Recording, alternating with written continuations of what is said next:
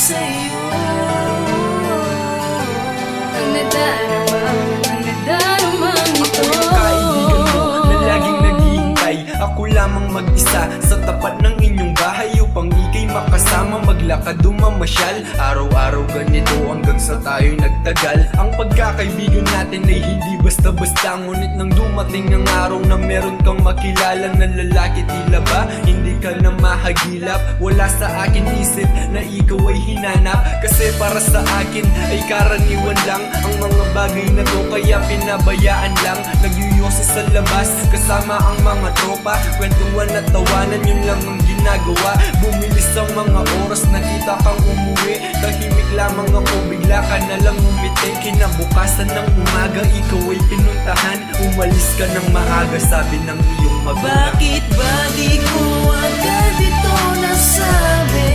Ang akala kasi dati tayo'y hanggang kaibigan lang. Bakit ba di mo agad ito nasabi?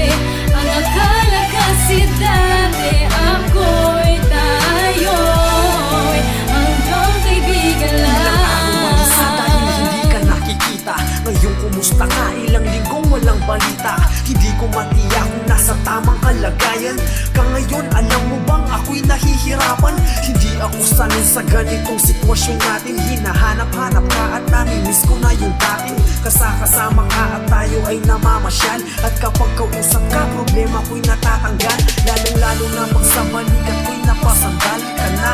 At iyong kinukwento ang mga bagay-bagay na iyong mga pangarap, at sabay mahihiga tapos nakatingin sa ulap.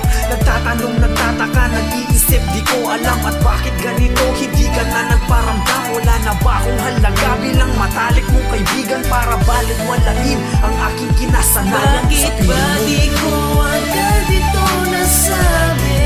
Ang akala kasi dati tayo'y hanggang kaibigan lang. Bakit ba di mo agad ito nasabi?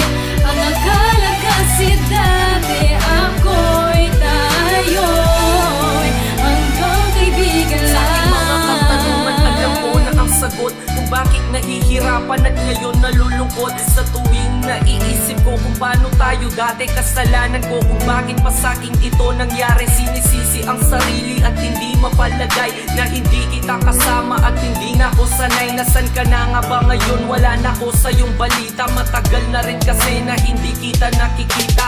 Ngayon naramdaman ng mangulil at masaktan sa isang babae na akala ko kaibigan lang. Di ko kasi agad nalaman na mahal pala kita. Ngunit huli na ang lahat para sa'king nadarama, dahil sa isang umaga nang muli tayong magkita. Inabot mo sa'kin ang sobre laman ay paanyaya ng aking binuksan mata ko ay napaluha, dahil sa aking nalaman na ikakasal ka na.